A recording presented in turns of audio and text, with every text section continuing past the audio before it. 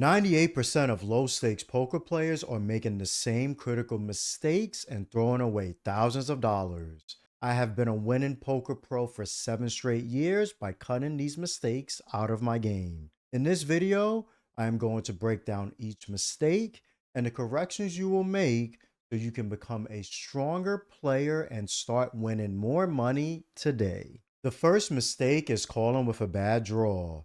This can happen in many spots, but I want to focus on one. Let's say you have ace 10 offsuit and the flop is 4-3 deuce rainbow.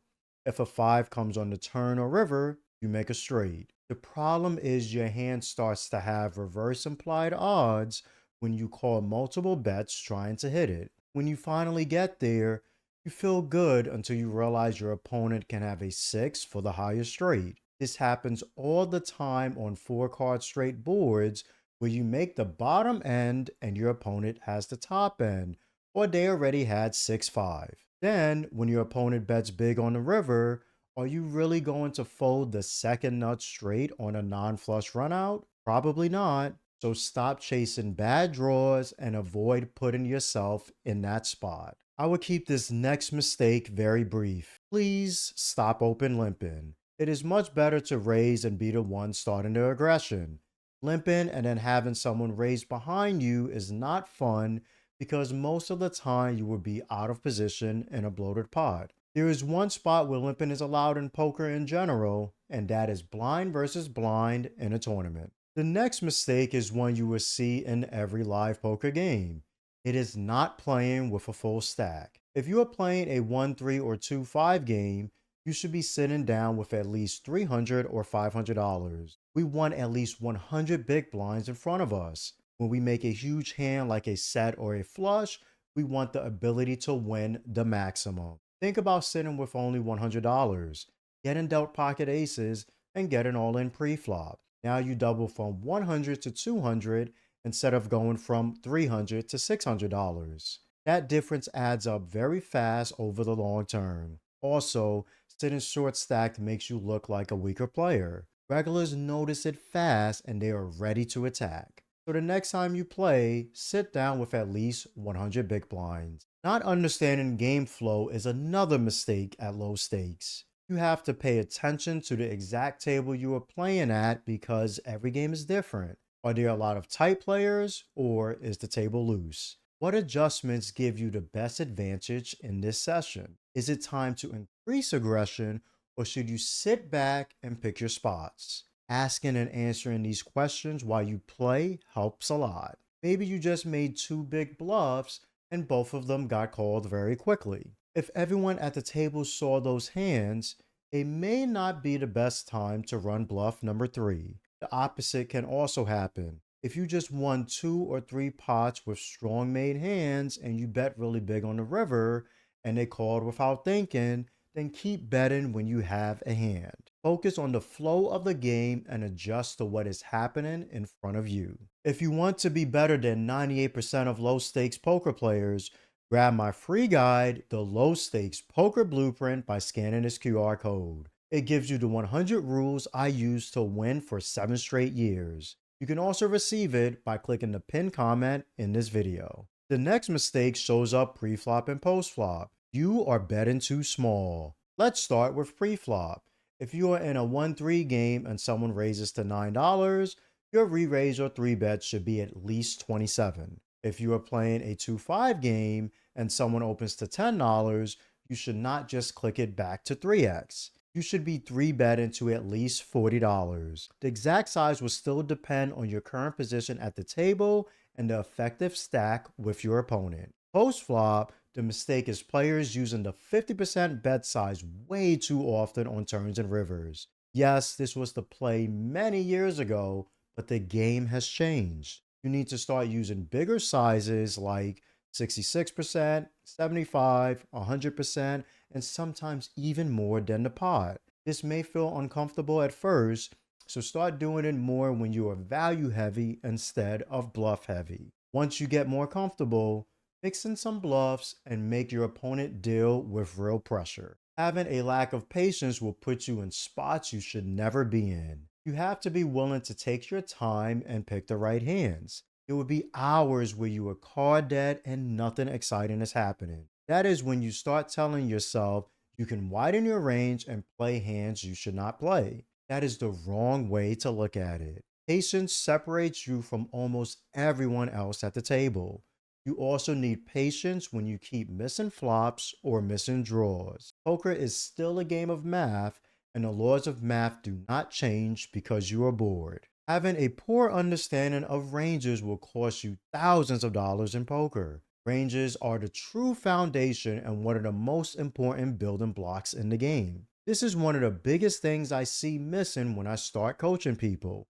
It starts with knowing your preflop ranges. You should know your RFI or raise first in ranges from every position. After that, you need to understand calling ranges versus an RFI, three bets versus an RFI, calling a three bet, four bets against three bets, calling four bets versus three bets, and so on. Once you have that down, you can start understanding range construction more post flop. Now you will understand your range and opponent's range from the flop to the turn and then to the river. This is one of the biggest keys to becoming a solid poker player. Trust me, you nail this down, you become extremely tough to play against. For me, understanding ranges is just as easy as putting up this picture of a hand I played against Doug Polk. If it is hard for you, something that is easy is scanning this QR code to grab my free guide, The Low Stakes Poker Blueprint. You will receive 100 rules you can use in all of your poker games. You can also receive it by clicking the link in the pinned comment. Try your best to not be too passive against regulars. A lot of players think they need to avoid the regulars or the pros at the table, but that is not true. These are the players who have a brain when they play, and that allows us to turn up the aggression against them. You can find more three bets against them in position because they are not going to call King 10 offsuit out of position. Post flop, you can find more double barrels on the turn and even more bluffs on the river because they will fold more than the average recreational player. Do not be afraid to defend against a three bet just because you think they will always outplay you. That is not the mindset you should have in poker. Battling them in pots gives you reps that help your game for the long term. Not preparing for a session properly is a major problem for low stakes poker players. It sounds simple, but the previous night before you play, you need to make sure you got enough sleep. There is no reason to sit down and play for money when you are exhausted. You also need to eat properly and have enough energy to play for the session time you already planned. Another way I prepare is by doing a couple of drills before every session. Yes, every single session. I do this because it warms up my brain, my thought process, and gets me ready for the complicated spots I am about to face. Make sure you have a strategy prepared and focus on using your strengths without letting your weaknesses take over. Lastly, go in the mindset that you want to win, but you also know you cannot win every session. Your goal should be to play to the best of your current ability and knowledge of the game. 98% of low stakes poker players make this next mistake. They cannot find folds. Let me start with this. Hero folding is so much more valuable than hero calling. Once you start understanding ranges better, you will have a moment where this finally clicks. There are a lot of players in your games who are super tight because that is how they were taught to play. These are the number one player types you need to find more folds against because they always have it. Even when you finally think they may not have it, they still do. It gets harder against players with a solid strategy because you may feel like they are running you over when you keep folding, but you have to pick your spots wisely. Nobody wants to be a calling station, especially on the river. If folding feels hard, that is okay. It takes years to master when, how, and why to fold at the poker table. Please remove this next mistake from your mind. Everyone thinks like I do. When you're in a pre-flop or post-flop spot, do not assume your opponent is going to play it in the same way you would. Poker is a complex game, and every player has a different amount of knowledge. A spot that feels as easy to you as knowing your best friend's name may be completely different for someone else. That changes how they play against you. I once learned a blind versus blind spot where it was much better to range check instead of betting. Another high stakes reg that I knew who was a winning player was still c betting that spot a lot. It took them years into their career to realize it was a leak. People see situations differently in life, and the poker table is no different. Stop being afraid to triple barrel. For this section, I want to focus on a very strong main hand and not on bluffs. Let's say you have ace 10 and a button versus big blind single raise pot. I will keep the board simple. It comes ace queen deuce rainbow, the turn is a 6, and the river is a 9. No flush gets there, and it's a clean run out. This is the spot where you need to triple barrel with top pair and almost the best kicker. You should bet the flop, bet big on the turn, and fire big again on the river. Do not use that 50% size we talked about earlier. You need to get called by all their pair of aces and queens with strong kickers.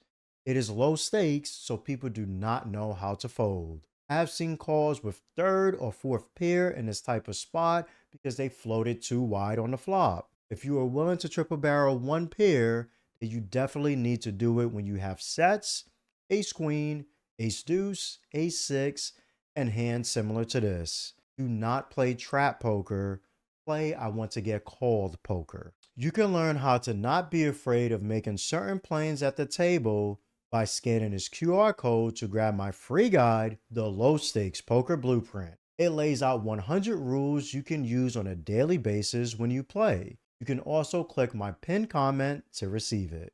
Having a bad mental game plagues low stakes players, and it makes them look at bad beats the wrong way. I have a hand from last year that shows this perfectly. It was a 2-5 game and I 4-bet aces.